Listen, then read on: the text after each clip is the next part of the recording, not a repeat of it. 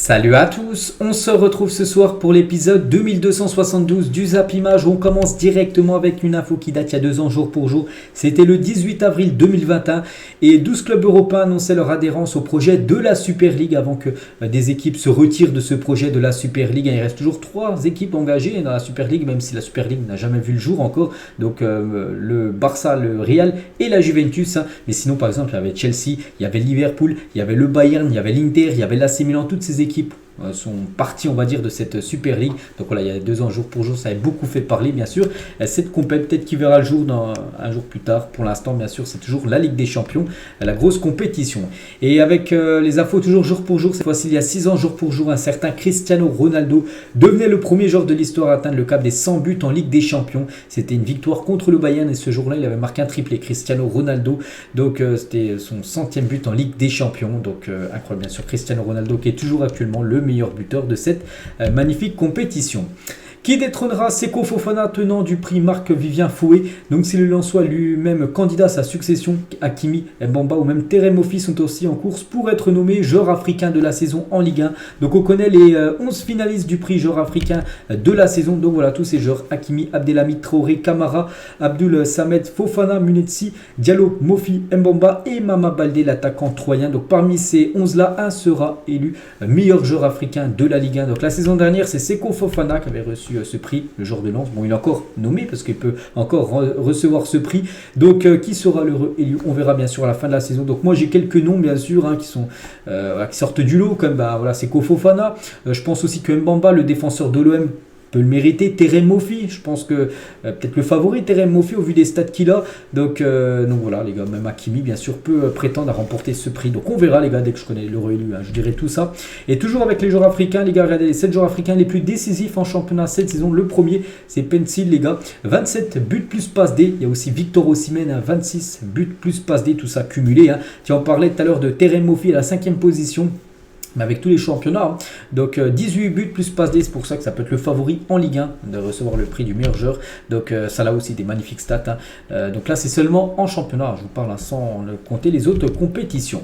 On va parler de Stéphane Lannoy, directeur technique de l'arbitrage en charge du monde professionnel, a indiqué que la mise en place de la VAR devrait être effectuée pour la saison 2024-2025 en Ligue 2. Actuellement en Ligue 2, il n'y a pas d'assistance vidéo, il n'y a pas de VAR. Et en gros à partir de c'est dans 2 ans, pas la saison prochaine qui sera la 2023-2024, mais plutôt 2024-2025, l'assistance vidéo, la VAR, devrait être dans la 2e division française.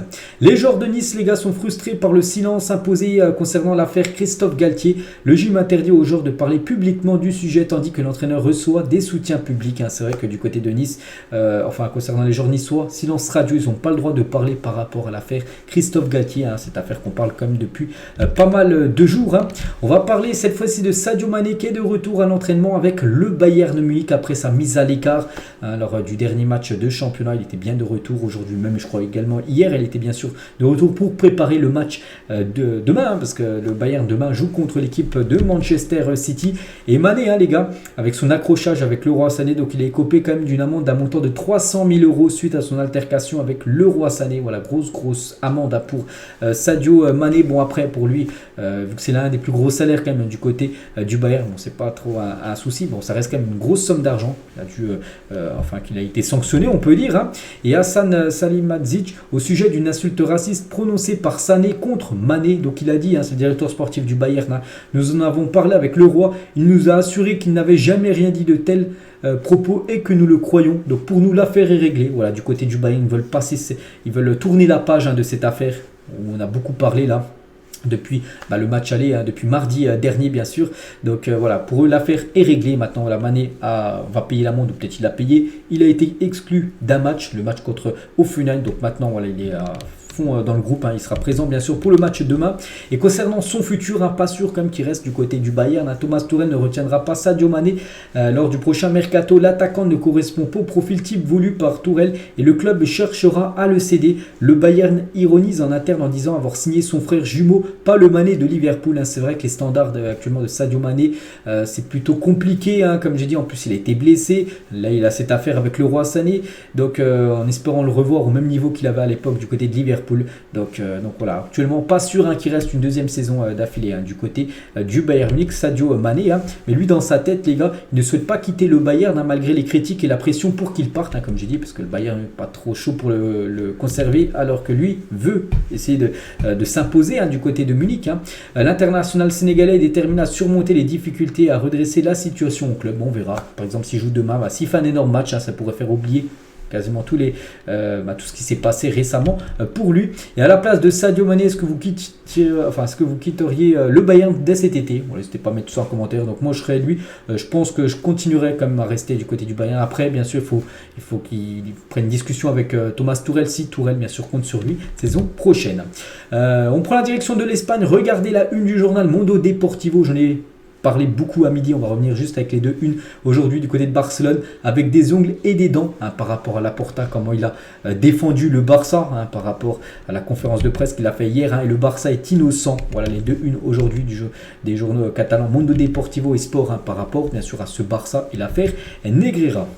Et toujours avec le FC Barcelone, donc des bonnes nouvelles pour cette équipe, parce que pas mal de retours à l'entraînement du jour, et ça c'est une bonne nouvelle parce qu'on sait que le Barça reste quand même sur 3 matchs sans victoire et 3 matchs même sans marquer de but, ça c'est une catastrophe quand même pour le Barça. Et Pedri, De Jong et Ousmane Dembélé font leur retour à l'entraînement collectif du Barça. Voilà une petite photo de Jong, une petite photo aussi d'Ousmane Dembélé. Bon, il y a aussi Pedri là, qu'on peut voir de dos.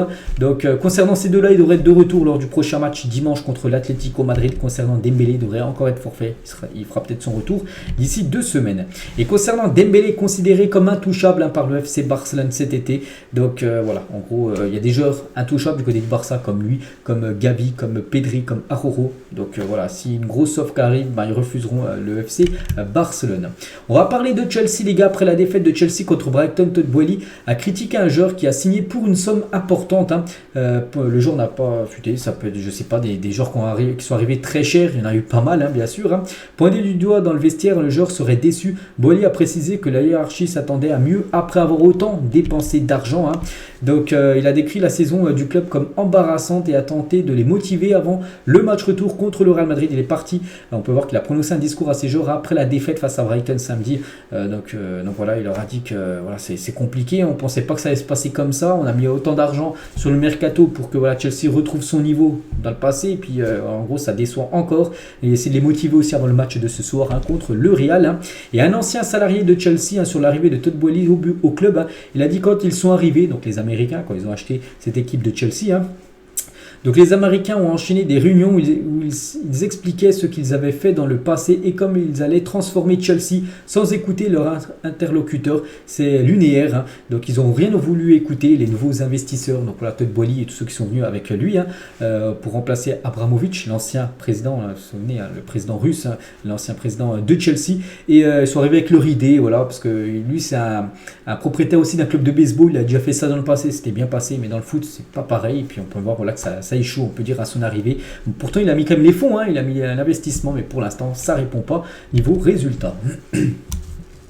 Aujourd'hui, les gars, il y a 2 ans, jour pour jour, c'était un 18 avril 2021 et 31e titre de la Copa del Rey du FC Barcelone. C'était le dernier titre remporté avant celui remporté là il y a quelques semaines, la Super Coupe d'Espagne contre le Real Madrid. Donc voilà, ils avaient remporté la Coupe du Roi, la 31e Coupe du Roi pour l'équipe du Barça. Seulement 3 défenseurs de Première Ligue, les gars, ont fait plus de 50 passes D dans l'histoire du championnat. Donc Alexander Arnold qu'on a parlé à midi, il y avait aussi Andy Robertson et aussi Leighton Baines, un ancien joueur de Everton. C'est seulement les 3 là. En tant que défenseur, je vous parle en attaquant, il y en a plein qui ont dépassé les 50 passes D du côté de la Première Ligue, mais en tant que défenseur, il y a seulement ces 3 là, donc 2 déjà avant, puis maintenant on peut rajouter Alexander Arnold avec ses 2 passes D hier, il a 50 passes D du côté de la Première Ligue. Depuis le début de sa carrière, Busquets, 35 ans, n'a manqué que 16 matchs à cause de blessures, c'est déjà moins que, incroyable, que Pedri, 20 ans, Baldé, 19, Fati, 20 ans, Ferran Torres, 23, ou même Araujo, 24 ans, c'est incroyable, il est très rarement blessé, c'est vrai que c'est fou, Busquets, 35 ans, n'a manqué que 16 matchs à cause de blessures, alors qu'il a quand même 35 ans, il a plus de 15 ans de carrière, seulement 16 matchs, c'est quand même incroyable. Hein. Donc c'est déjà moins... enfin, il y a déjà des joueurs comme Pedri, les gars, qui ont déjà été plus blessés, on va dire, que Busquets. Hein. Pourtant, il a quand même 15 ans de moins, le joueur Pedri. On va parler de l'OM qui vient de se voir proposer Wilfried Zaha et n'a pas dit non, bien au contraire. Hein. Il faudra cependant se qualifier tout d'abord en Ligue des Champions parce que le joueur veut jouer la Ligue des Champions la saison prochaine. Il quitte l'équipe de Crystal Palace vu qu'il est en fin de contrat.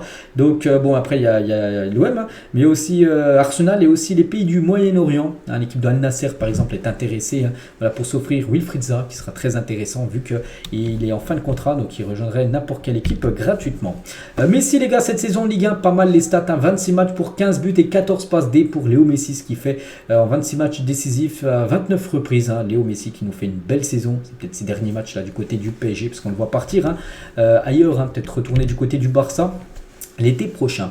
Jean-Philippe Trasso que j'ai parlé à midi, les gars, n'oubliez pas que cette saison, après 31 journées, c'est le deuxième meilleur buteur de la Ligue 1 avec 16 buts hein, derrière, je crois, un joueur de Metz, hein, le joueur Georgien de Metz qui marque beaucoup de buts. Donc lui, deuxième meilleur buteur et meilleur passeur de la Ligue 2, les gars, avec 8 passes décisives. Hein, donc voilà, la magnifique saison hein, de l'attaquant Jean-Philippe Trasso. Donc ça, on en a parlé tout à l'heure avec la VAR hein, de la Ligue 2. On va parler de Xabi Alonso, les gars, sur une excellente série avec le Bayer Leverkusen. Hein, donc sur les 10 derniers matchs, bah, c'est 8 victoires, 2 matchs nuls, aucune défaite hein, pour Xabi Alonso du côté du Bayer Leverkusen. Leur dernier match, bon, c'était un 0-0, mais c'est un match nul, c'est pas une défaite. Enfin, c'est pas une défaite. Donc voilà, hein, vraiment, pour l'instant, elle commence très très bien sa carrière d'entraîneur hein, du côté de cette équipe allemande. On va parler de Martigues, les gars, c'est en 3e division française et s'est imposé 4-1 hier sur la pelouse d'Orléans et reprend la tête du national à 5 journées de la fin, emmené par un Foued Kadir, un 39 ans, ex-joueur de l'OM Valenciennes ou même Rennes. Exceptionnel, il pourrait retrouver la Ligue 2 après 27 ans d'attente hein, et dire qu'ils étaient promus en N1 cette saison, c'est incroyable. Hein, ils sont montés de N2 en N1 là, cette saison, 3e division, hein, et ils pourraient déjà remonter en Ligue 2. Hein, ils pourraient faire monter sur montée en l'espace d'un an, incroyable. Hein, donc Martigues, j'ai dit, hein, 52 points, Dunkerque 52 points, Concarneau 52 points et Red Star, le Red Star entraîné par Habib Bey, hein, s'est imposé 4-1 contre Nancy et son 4e. C'est les 2 premiers hein, qui montent hein, la saison prochaine du côté de la Ligue 2.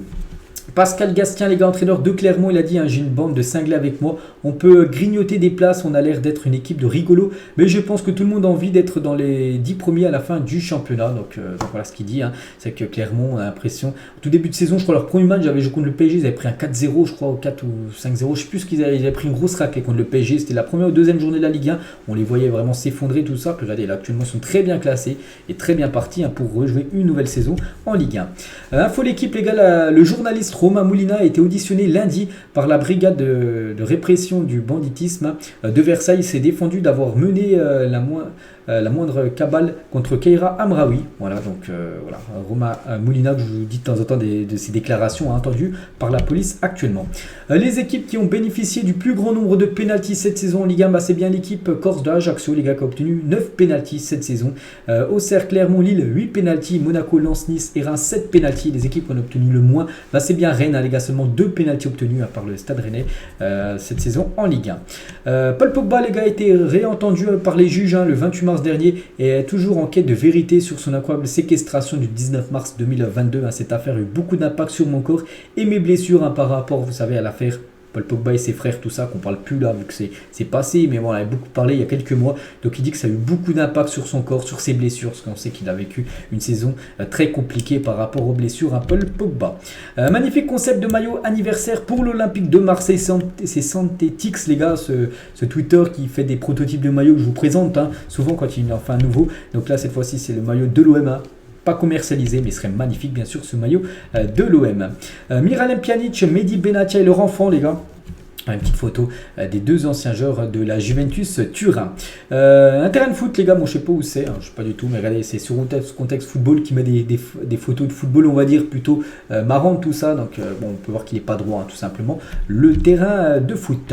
On va parler de Naples et Milan qui se retrouvent ce soir de nouveau voilà, pour une confrontation. Et Naples et Milan, en l'espace de 2 semaines, c'est la 3e fois qu'ils vont s'affronter quand même. Hein.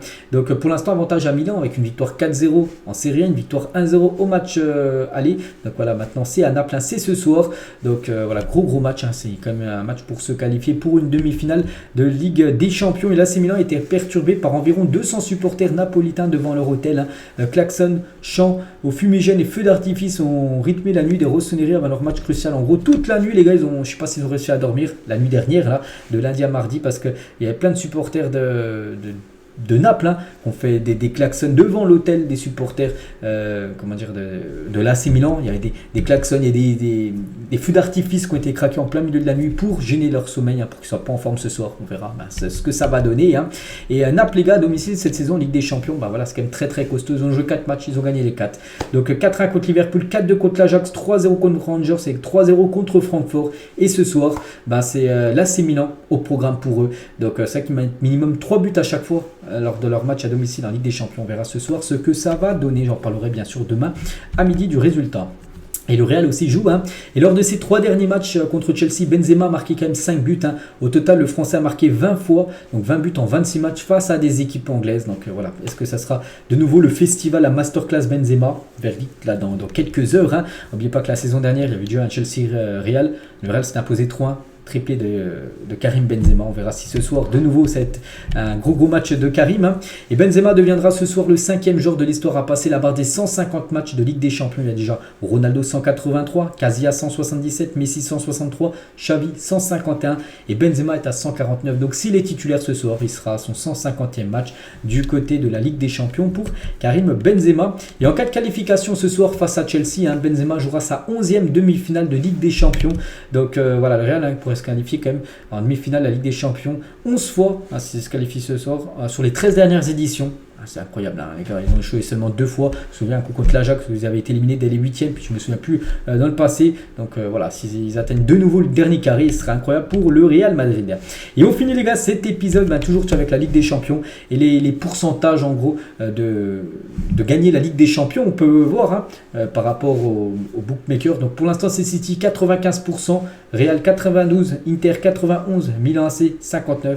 Et on peut voir par exemple, je sais pas, Chelsea 8%, le Bayern 5% avant leur match, hein. Bien sûr, il faut déjà éliminer l'équipe de City, puis après au programme, ce sera soit le Real, soit Chelsea au programme. Donc voilà les pourcentages de victoire pour le titre final en Ligue des Champions. Donc voilà les gars, ce qu'il y a à dire aujourd'hui. J'espère que ça vous a plu, hein, cet After Zap Image. Donc on se retrouve demain midi sur ma chaîne principale et sur cette chaîne. L'After Zap Image, ça sera demain pareil aux alentours des 17h. Bonne journée à vous et à demain.